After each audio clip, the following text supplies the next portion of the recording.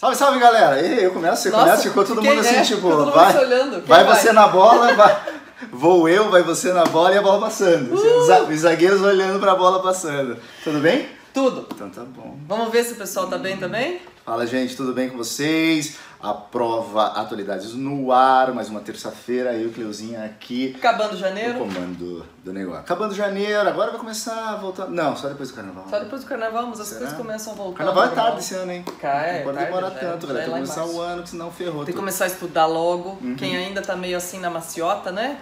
Vamos começar a estudar logo, pegar todas essas referências que a gente foi oferecendo ao longo de janeiro, pessoal, de dicas culturais, de uma série de leituras diversas assim, pra gente ir moldando o repertório, fazendo estofo, para de fato saber discutir, ter relevância e saber fazer analogias com os temas que vão acontecendo ao longo do ano. Mas o que eu gosto do mundo é que o mundo dá uma trégua nas férias, não acontece muita coisa, né? É capaz, né? Quem vê pensa. Ele pera, o pessoal tá de férias, vamos devagar, com as desgraças, com as catástrofes e nada, né, gente? Um monte de coisa acontecendo aqui e a gente repercute no programa de hoje também. Isso aí.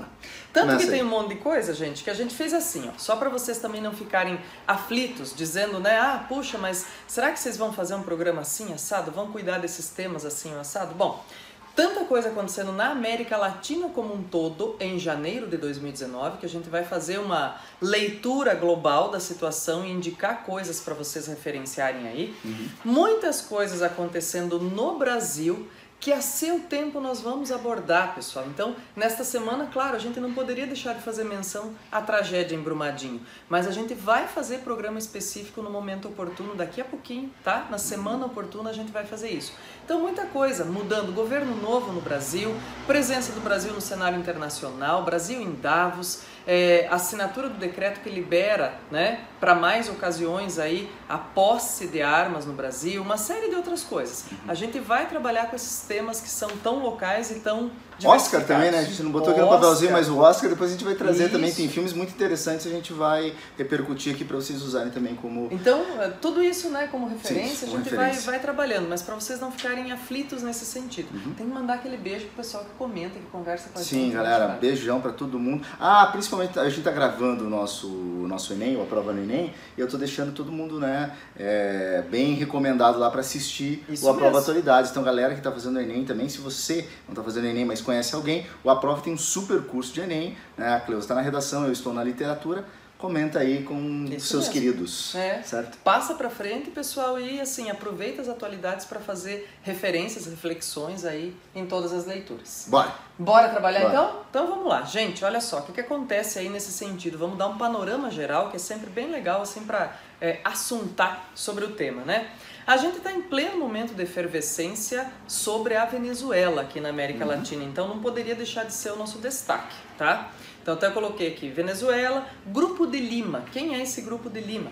É um grupo de países latino-americanos, 14 países, dentre eles o Brasil, que se reuniu, ou que se criou lá em 2017, em agosto de 2017, para justamente tentar discutir e colocar na pauta a questão da Venezuela na América Latina. Dizer, peraí, vamos interferir? Como vamos interferir? Vamos buscar uma saída honrosa para redemocratizar a Venezuela?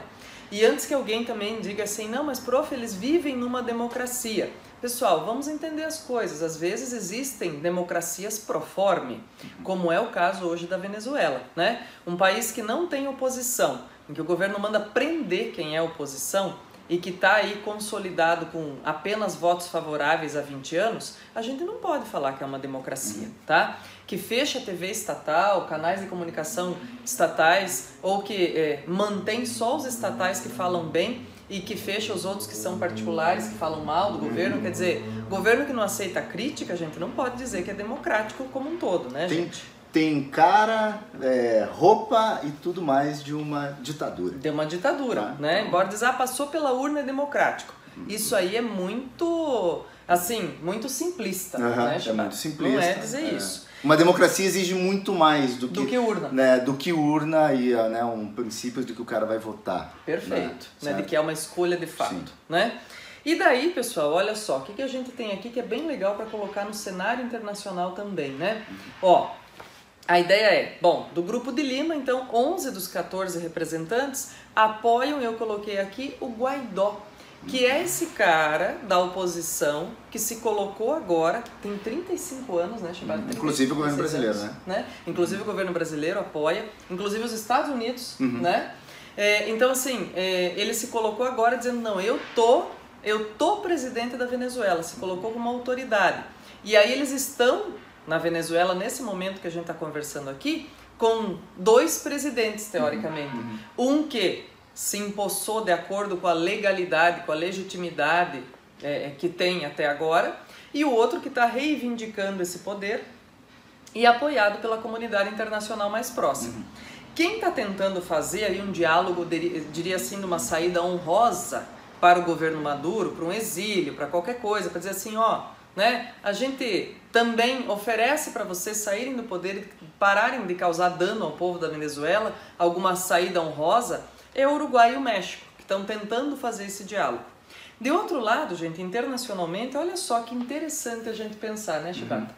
O Maduro tem o apoio da Rússia, da China e da Turquia, né? Diz, puxa vida, o que é que esses países, Chibata, no fim de contas, têm em comum, ou que cenário mundial se repercute, para eles apoiarem a Venezuela? Regimes muito parecidos no trato com as questões dos diferentes, dos que não o apoiam, da voz, né, que aí sim, né, a gente vê, sustenta a democracia, as liberdades de pensamento, de ideias, né, são muito restritivas nesses países todos, né, e a gente vê também um pouco de um degelo requentado, diria já, né, de uma Guerra Fria. Né? Gostei dessa expressão, degelo requentado. Um degelo requentado, né, da Guerra Fria.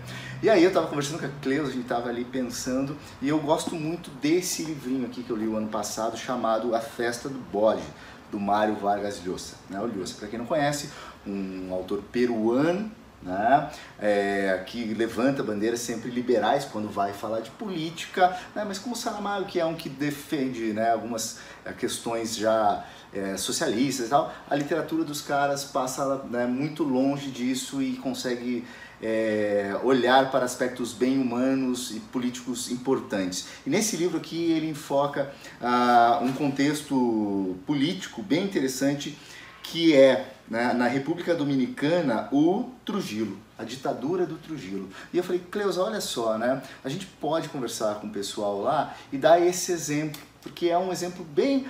os exemplos são bem parecidos de como a diplomacia internacional, e aí sim os países que naquele momento, nos anos 60 e 70, né, estão ali mandando no mundo, Estados Unidos, a Rússia, né, vão estar apoiando ou não apoiando certos países na América do Sul, né, como a gente teve aqui no Brasil, Chile, Uruguai, as ditaduras, e também aqui, né, do ladinho ali da... esqueci o nome do país agora. Foi que caiu do Haiti, né? Ali do ladinho da Haiti. Então a gente vê como essas influências internacionais, né? Por isso que eu chamo de uma Guerra Fria requentada, ainda repercute. Certo? Então, você ter um amigo ou um inimigo na América do Sul, na América Latina ou em qualquer lugar, no Caribe, na África, você seja associado, ganhe apoio ou não, se distancie. Né? Isso o político ainda repercute, como aqui no Brasil a gente viu ou apoio ou não, né? Ou a rejeição da ideia do Maduro lá. Então, esse livro a gente vê, né, aqui por outro viés ideológico, né, os Estados Unidos, que apoiou a ditadura do Trujillo e depois, quando ele não servia mais para muita coisa, né, resolve fazer uma transição para uma democracia e ele vai ser assassinado. Né? Então, o importante desse livro é a gente observar isso, né, como são 30 anos. Né? A gente viu isso acontecer no Chile também. Também, né? São 30 anos, né, de uma ditadura sanguinária, onde o sujeito extermina, né, os opositores, não têm voz. Certo? Ele é um soldado que vem em ascende, né, e toma o poder, ajudado justamente pelo exército americano. Então, as histórias, né, sejam tanto as apoiadas pelos Estados Unidos ou a Rússia, as ditaduras que se apoiaram, elas têm muita semelhança, né? Tem muita semelhança, e é isso que a Cleusa estava falando. Não é porque a gente tem uma urna, porque a gente faz de conta que vai lá e vota, que você tem uma democracia. A democracia tem muito mais peculiaridades, né, do que do que somente ser chamada de democracia. E a outra questão também que a gente observa é como tudo isso gera violência, gera mortes, né? E sim, a gente está vendo o desfecho. Gera êxodo, sim, né? E gera êxodo. Porque isso acaba... E o Brasil está vendo isso. Isso, né? Nos países vizinhos, que daí sim vão se aliar, porque a situação da população na Venezuela está inspirando cuidados, gente, já há muito tempo. E veja, Shibata, uma coisa de questão humanitária, né? Que vem aí informações internacionais que dizem assim, olha, tem medições de estudos agora, de final de 2018, mostrando que o pessoal na Venezuela, gente, seja de qualquer classe social que a gente imagine, está perdendo peso. Por quê? Porque não tem comida, gente. Não, então é um negócio impressionante. E como é que a gente vai chamar de democracia uma coisa dessa? Né? Então é uma questão muito assim, gente, olha... de senso humanitário, né? Muitos falam, não, mas o interesse dos Estados Unidos... Gente, claro que tem vários interesses, o mundo político é assim, juro, né? Mas, enfim, o grande problema é assim, eu sempre penso, né? São as pessoas que estão lá e são atingidas. Como é que se resolve primeiro esse problema, depois a gente vê o resto, né? E que, Shibata, uma coisa que você costuma dizer muito nos nossos programas, quando a gente trata desses deslocamentos humanos, você diz, cara, tem que pensar que ninguém se aventura no mar, ninguém se aventura pela mata se tá bom lá, ou se tá remediado, pelo menos, no lugar onde ele tá, né? Com a família, com criança, com tudo. Ninguém se joga a caminhar na estrada. Ninguém tá fazendo turismo. Né? Então é bem isso, uma coisa que você sempre diz, tem que pensar no desespero dessas pessoas, né? E que são seres humanos como nós, e todos estão sujeitos, né, a malucos no poder. Sim. Que te levam, às vezes levam o seu futuro, ou o futuro dos seus filhos, seus netos, para um caminho desse, desastroso. Né? Então, enfim, a gente tem que olhar com carinho essas pessoas e tentar resolver os problemas além do degelo, né, da guerra requentada da Guerra Fria, né, e de ideias também requentadas de ideologias que não não fazem com que as pessoas que não servem comida na mesa, né? Exatamente. Né? É isso aí. Beleza? Beijo, valeu, galera. Tamo aí, tamo forte. Vamos estudar, hein? Pau. Tchau.